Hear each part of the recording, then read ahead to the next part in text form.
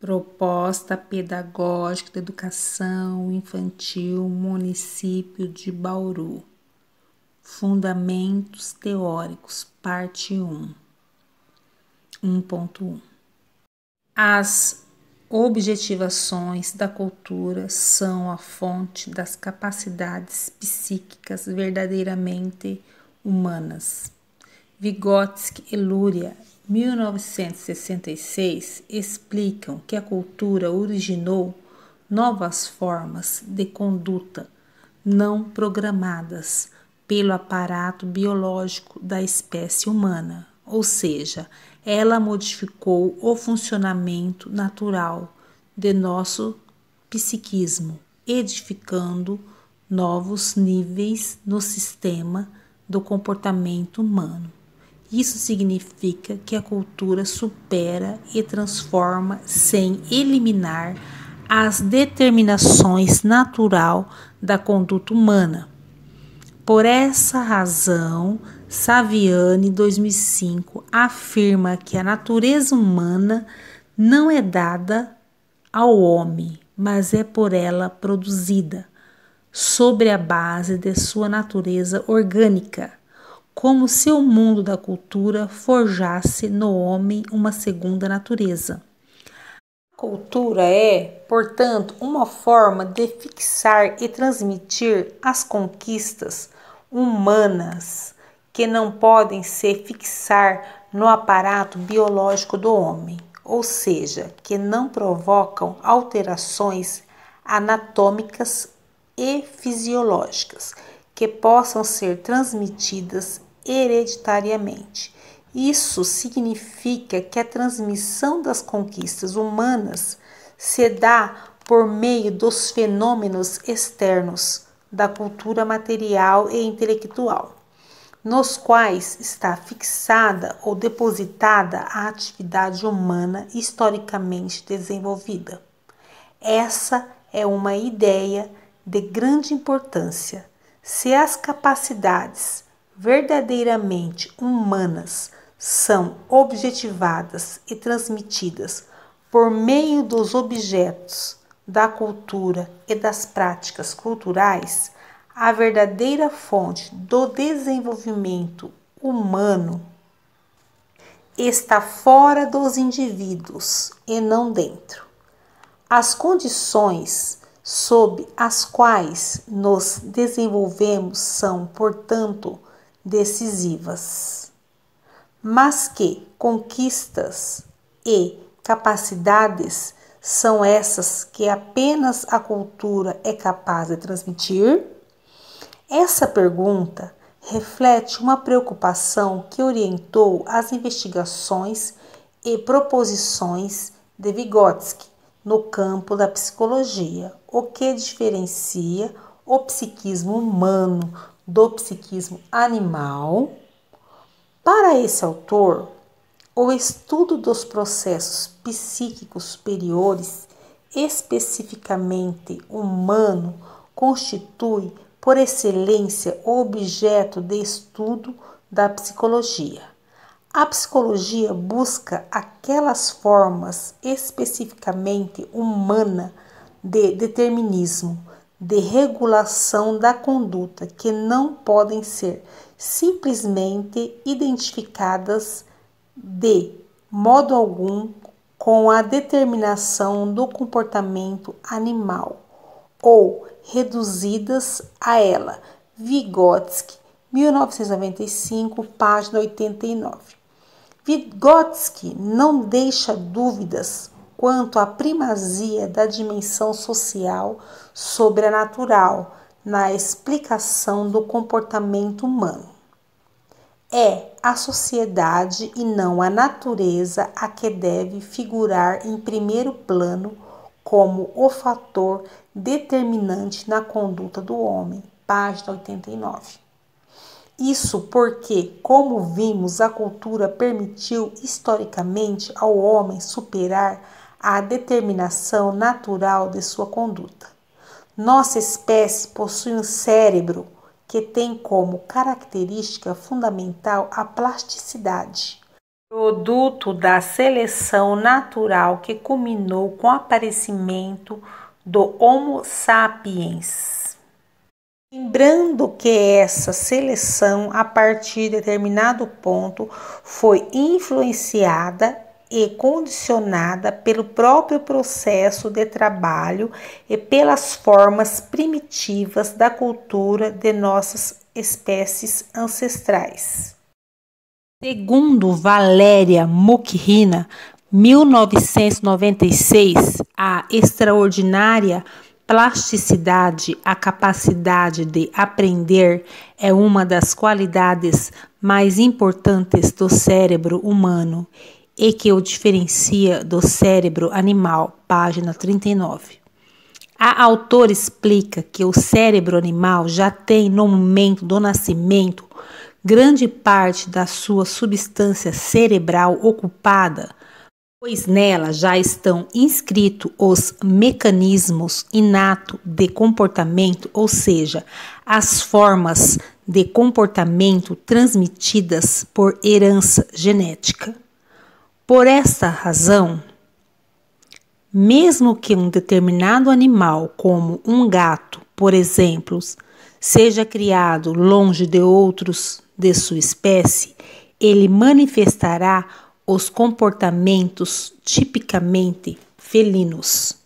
O mesmo vale para cachorros e outros animais domésticos criados em ambiente humano. Já na espécie humana ocorre um processo muito diferente. Existem na literatura diversos relatos das chamadas crianças selvagens. Victor de Aveyron é talvez um dos mais famosos e bem documentados. Ele foi encontrado em janeiro de 1799, com aproximadamente 11 anos de idade, nos bosques de um povoado na França. O comportamento de Victor assemelhava-se mais ao do animal do que propriamente ao de um ser humano, exibindo agressividade e até mesmo emitindo grunhidos estridentes e incompreensíveis. Submetido a um minucioso exame médico, não foram encontradas anormalidades no garoto. Isso sugere que sua conduta se explica essencialmente pelo isolamento social. A ausência de convívio com outros humanos impediu que Victor desenvolvesse qualidades psíquicas marcadamente humanas, podendo perceber assim que aquilo que nos constitui como humanos não se transmite geneticamente, mas socialmente. Nesse sentido, o pensamento marxista assume como pressuposto a ideia de que homem não é naturalmente humano, ou seja, o aparato biológico da espécie não é suficiente para garantir nossa humanidade.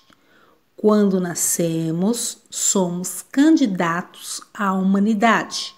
Por essa razão, toda criança precisa passar pelo processo de humanização. Para saber mais, leia Leite, Lúcia B.